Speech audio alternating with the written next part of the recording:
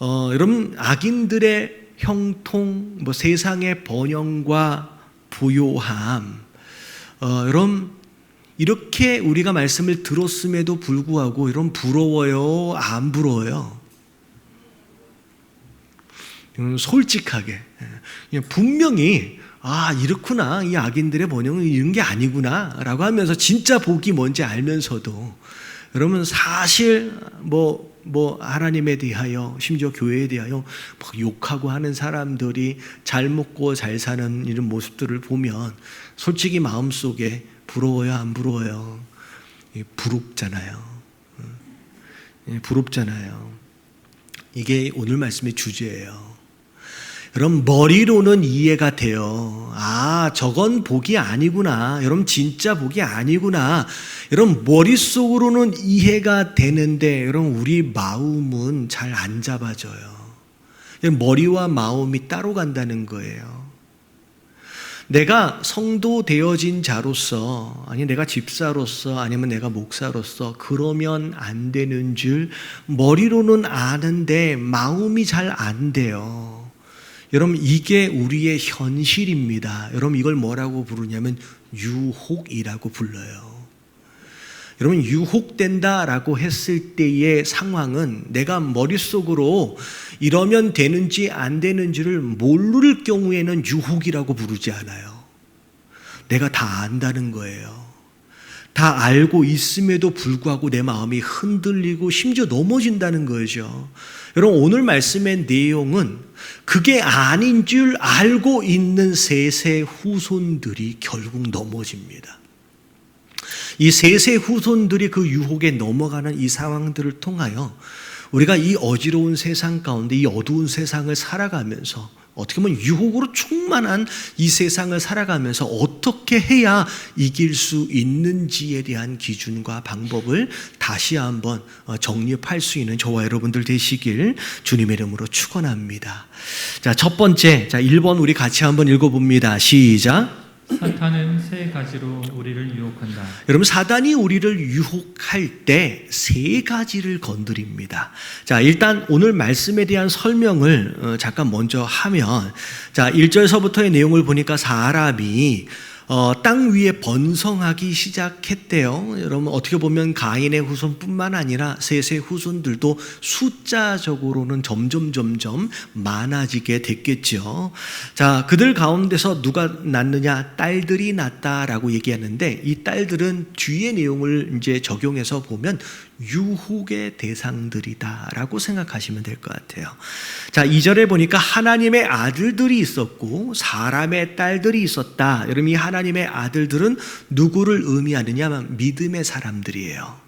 자, 이 성경의 이 오늘 본문 말씀 이전의 내용을 정리해 보면 셋의 후손들, 하나님과 동행하려 했던 믿음의 사람들, 자, 그들을 이제 하나님의 아들들이라고 부르면 될 것 같아요. 자, 그리고 사람의 딸들은 불신앙의 사람들입니다. 하나님을 떠나서 그들 스스로 몸부림치며 사는 가인의 후손이라고 생각하시면 되겠죠. 근데 자, 셋의 후손들이, 믿음의 사람들이 사람의 딸들, 가인의 후손들의 아름다움을 보고, 어떻게 보면 그들이 번창하고 번영하고 어떻게 보면 발전하는 그런 모습들, 여러분, 이것을 아름다움이라고 표현을 한 거죠. 자기들이 좋아하는 모든 여자를 아내로 삼았다. 이것은 혈통적으로 혼합했다라고 하는 내용과 더불어서 그들과 함께 섞여버렸다라고 하는 것을 의미하는 거예요.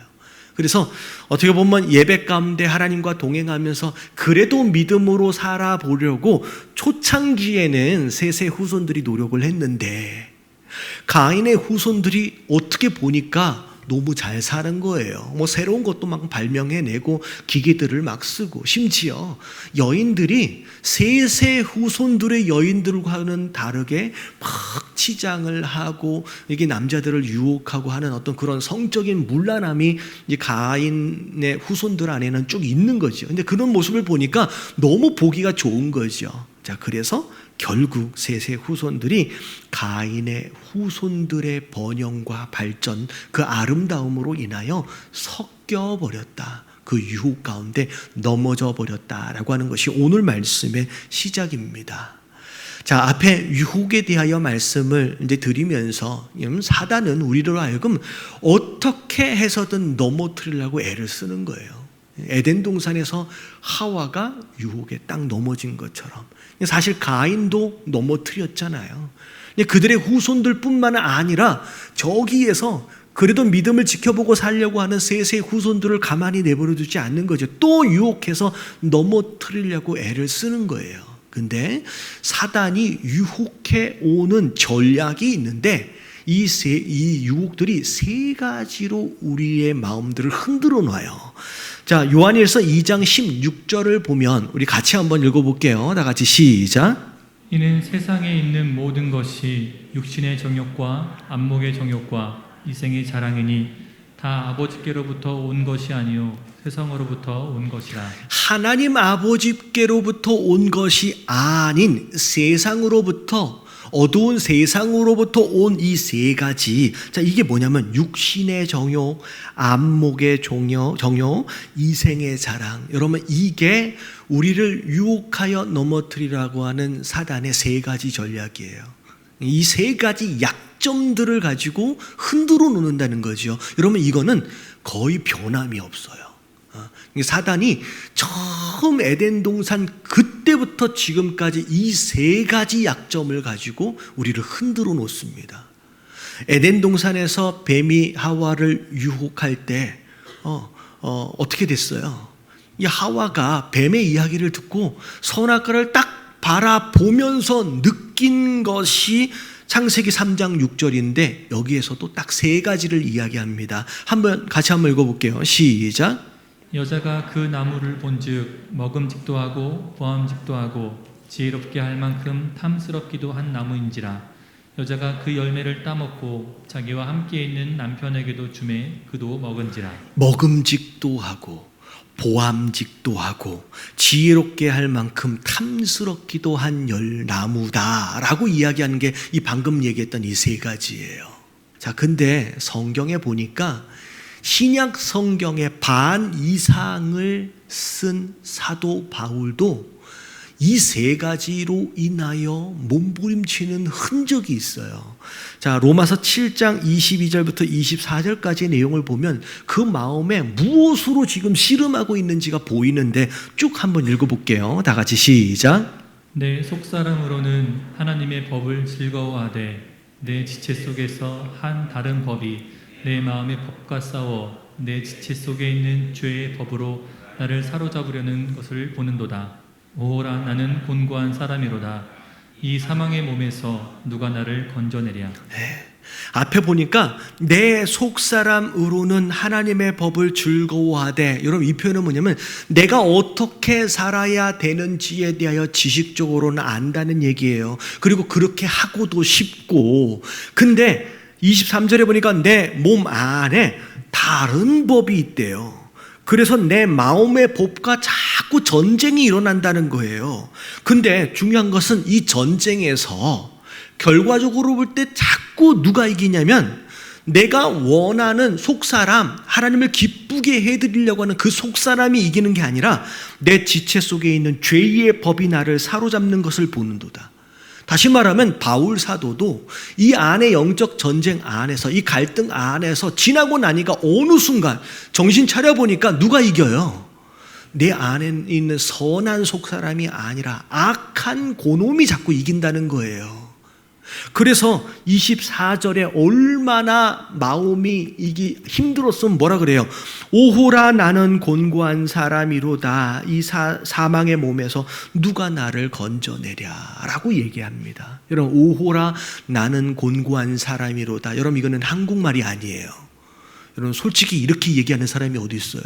이걸 우리말로 얘기를 하면 뭐라고 얘기해야 되냐면, 아이고 이 한심한 사람아, 아이고 이 한심한 사람아, 네가 성도인데, 네가 집사인데, 네가 장로인데, 아니면 네가 목사인데 너 그러면 안 되지, 한심한 사람아 라고 절규하는 거예요. 여러분, 이게 우리 인생의 모습이에요. 여러분 옆에 계신 분들에게 인사 좀 해주세요. 제 마음도 똑같습니다. 아무렇지도 않은 것처럼 경건하게 나와서 예배를 드리고는 있지만 여러분 내 안에 왜 이런 싸움이 없겠어요? 여러분 성경의 그 어떤 인물도 아담과 하와를 비롯해서 그 이후에 믿음의 사람이라고 얘기하는 아브라함, 다윗까지를 전부 다 포함해서 여러분 그 어떤 인물도 예수님을 제외하고는 이 세 가지 유고로부터 쓰러져 보지 않은 자가 한 명도 없다는 거예요. 여러분 이게 현실이고 이걸 인정하는 것이 우리의 신앙의 시작이에요. 여러분 겸손하시길 주님의 이름으로 축원합니다. 여러분 우리들끼리는 그래도 경건한 것처럼 그렇게 해야지요. 근데 여러분 하나님 앞에서는 솔직해지자고요. 여러분 우리가 이게 인생이에요. 자, 그러면 이게 우리 인생인데 그러면 이제 어떻게 해야 하느냐, 이제 방법이 있어야 되잖아요. 맨날 지면서 살 수는 없잖아요. 자, 두 번째 여러분 오늘 말씀의 키입니다. 다 같이 시작. 만수를 이기는 능력은 단수에 있다. 자, 이게 무슨 뜻이냐? 사단은 어떻게 해서든 아까 전에 세 가지라고 얘기했지만 여러분 솔직히 이 세 가지가 우리 인생 전부예요. 여러분 이 세 가지 외에 다른 게 뭐가 있어요? 그러니까 어떻게 보면 수만 가지 방법들을 가지고 우리를 공격해 오는데, 자, 이 수만 가지 방법, 이 전략들을 막아낼 수 있는 방법은 수만 가지가 아니라는 거예요. 자, 몇 가지래요? 단수 딱 하나예요. 여러분들, 자, 이게 무슨 내용이냐? 이런 거예요. 내가 육체적 욕구를 이길 수 있는 방법을 찾아서 막아낸다.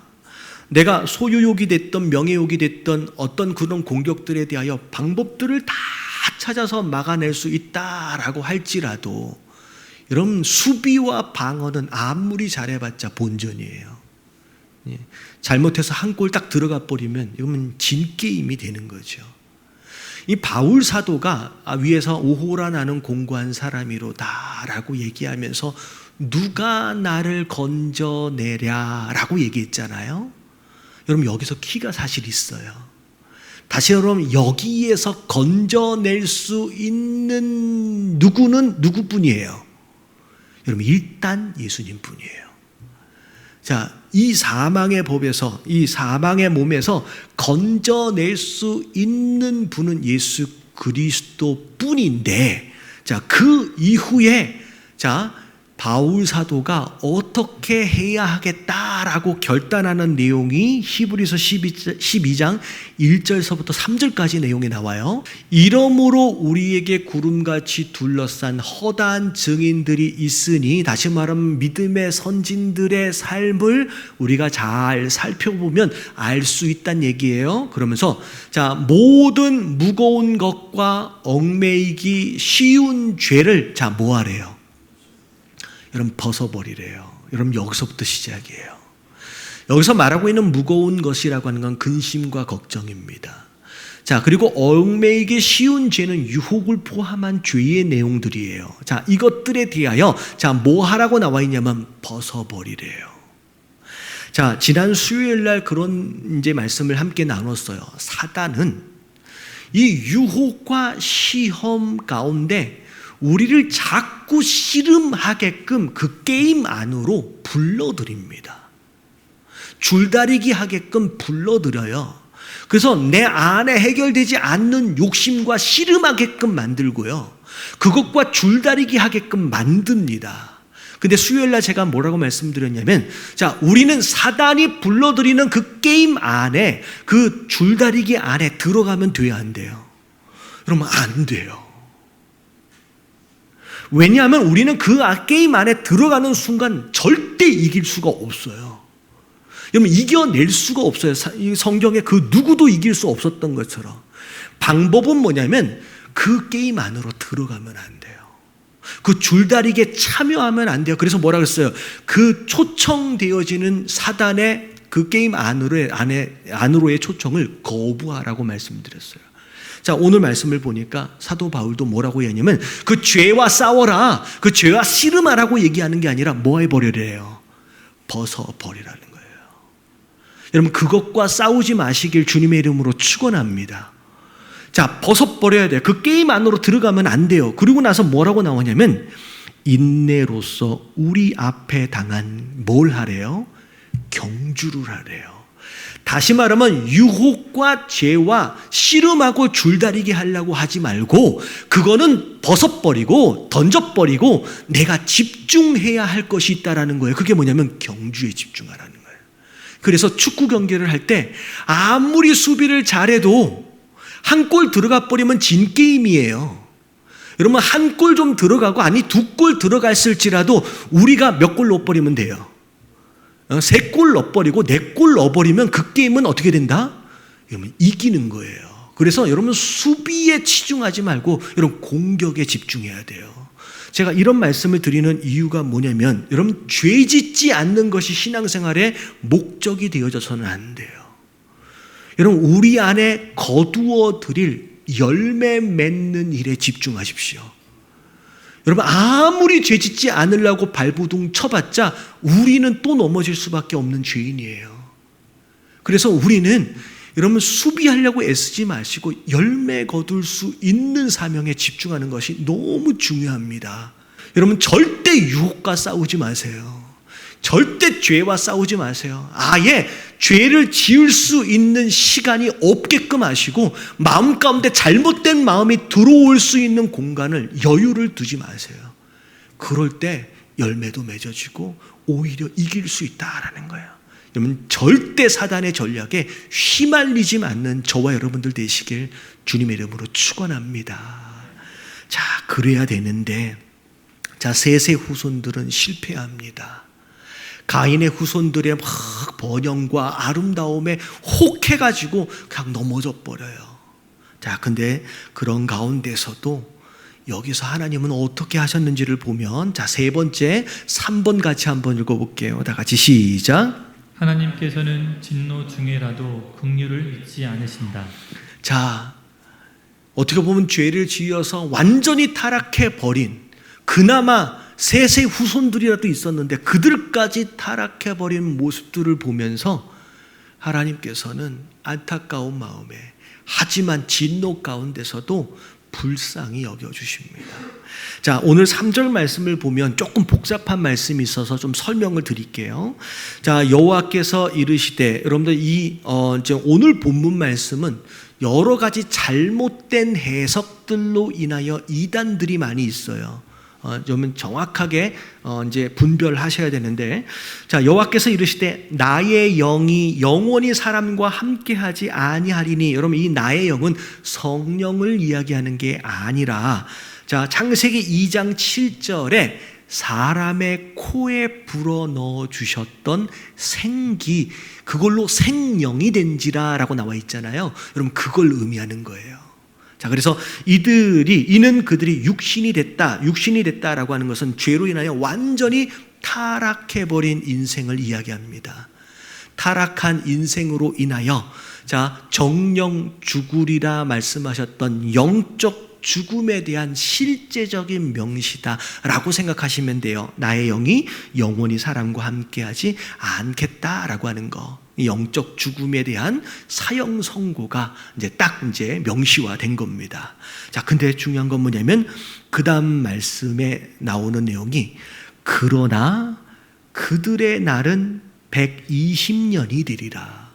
여러분 이 120년이 되리라라고 하는 거에 대한 해석의 오류가 여러분 이단을 낳았어요. 자, 일반적으로 120년이 되리라라고 하는 것에 대한 해석을 뭐라고 했었냐면 인간의 수명이 120년으로 제한되어졌다라고 이제 설명을 하는데 여러분 이건 틀린 해석이에요. 여러분 왜 그러냐면 그 앞에 나와 있는 그러나라고 하는 거에 대한 내용 때문에요. 왜냐하면 자, 하나님이 인생이 죄로 완전히 타락한 것을 보셨음에도 불구하고 그리고 심판을 작정하셨음에도 불구하고 그러나 그들의 날을 120년이 되리라. 이 얘기는 당장 심판해 버리지 아니하시고 어느 정도 기다려 주시기로 작정한 거예요. 그게 몇 년이에요? 그게 120년이에요. 그래서 인간의 수명에 대한 내용이 아니라 지금 당장 심판에 버리실 수도 있지만 120년을 하나님이 기다려 주시기로 작정하신 거예요. 그래서 여러분 이것을 이 인간의 수명으로 해석하는 순간 어떤 이단들이 뭐라고 얘기를 하냐면 이 잘못된 귀신론이에요. 여러분 귀신이 있어요, 없어요? 귀신이 있는데 세상 사람들이 아는 것처럼의 죽은 자의 영혼이 아니에요. 귀신은 죽은 자의 영혼이 아니에요. 근데 이 120년을 인간의 수명으로 해석을 해서 뭐라고 설명을 하느냐면 하나님께서 인생이 120년 동안 살게 하셨대요. 근데 120년 동안 살지 못하고 죽은 사람은 그 120년의 기한을 채우기 위해서 이 땅 가운데서 뭘로 살아간대요? 귀신으로 살아간대요. 여러분 이게 성경 어디에 있는지는 모르겠지만 여러분 이걸 주장하고 이걸 또 듣고 아멘이라고 얘기하는 성도들이 있습니다. 여러분 그거 아니에요. 여러분 잘 보세요. 여러분 한국 귀신은 전부 다 가족이에요. 여러분 중국 귀신은 전부 다 장군입니다. 서양 귀신은 전부 다 친구예요. 다시 한번 귀신이 뭐 하고 있는 거예요? 마치 죽은 자의 영혼인 것처럼 사기를 치고 있는 거예요. 딱 그 문화권 안에서 딱 걸려서 속아 넘어가기 좋은 그 관계들을 물고 늘어지는 거예요. 여러분 이거는 진리가 아닙니다. 여러분 이거는 인간의 수명에 관련된 얘기가 아니라 하나님께서 완전히 썩어버리고 타락한 인생들을 보시고 계심에도 불구하고 그 심판을 120년 동안 유보하신 가운데 기다리시기로 작정하셨어요. 자, 하박국 3장 2절 말씀에 보면 진노 중에도 긍휼을 잊지 마옵소서. 이러면 하나님이 정말 우리가 잘못됐다고 해가지고 그때마다 징계하시고 심판하셨다라고 한다면 우리 중에 누구도 살아남아 있을 사람이 없습니다. 하나님이 우리를 불쌍히 여겨주셨기 때문에. 그리고 베드로전서 3장 9절에 뒤에 부분에 줄 서진 데만 읽어볼게요. 오직 시작. 오직 주께서는 너희를 대하여 오래 참으사 아무도 멸망하지 아니하고 다 회개하기에 이르기를 원하시느니라. 하나님은요 기다려 주시는 거예요. 어떻게 해서든 한 사람이라도 구원하시려고 기다려 주시는 거예요. 그게 120년이라고 오늘 말씀하고 계시는 거죠. 근데 여러분 이러한 하나님의 경고가 있었음에도 불구하고 그 이후에 자 4절에 보니까 당시의 땅에는 네피림이 있었고 여러분 이 네피림은 그 당시 건장한 체격의 사람들을 이야기하는 거예요. 자 그리고 나서 그 다음 구절에 뭐냐면 그 후에도 그러한 하나님의 경고가 있었음에도 불구하고 하나님의 아들들이 사람의 딸들에게로 들어가서 그냥 자식을 낳습니다. 그냥 혼합되어져서 죄짓고 사는 거예요. 그리고 그들은 용사라 고대의 명성이 있는 사람이었더라 라고 하면서 그저 이 땅 가운데 자기 이름을 떨치고 번영하고 어떻게 보면 그렇게 잘 먹고 잘 사는 데에 집중하며 그렇게 살았다더라 라고 하는 것이 오늘 말씀의 끝이에요. 어찌 보면 오늘날의 타락상하고 그렇게 다르지 않습니다. 오늘도 하나님께서는 어떻게 해서든 한 영혼이라도 회개하고 돌아오기를 기다리는 마음 가운데 불쌍히 여기시고 그렇게 하고 계시는데 우리 인생들은 그런 하나님의 경고에도 불구하고 그냥 그렇게 살고 있는 우리의 모습들을 보는 거죠. 세상의 모습들을. 자, 오늘 말씀을 통하여 우리가 잘 알아야 돼요. 여러분 이 세 가지 우리 약점들이에요. 여러분 절대 유혹과 여러분 이 시험과 여러분 이 죄와 싸우려 하지 마십시오. 성경 그 어디에서도 이 싸움에 이긴 자가 없습니다. 오히려 싸우지 마시고 여러분 거부하시는 가운데 여러분 하나님의 우리 앞에 무엇에 집중하길 원하시는지 여러분 열매를 거둘 수 있는 그 경주에 여러분 집중하실 수 있는 저와 여러분들 되시길 주님의 이름으로 축원합니다.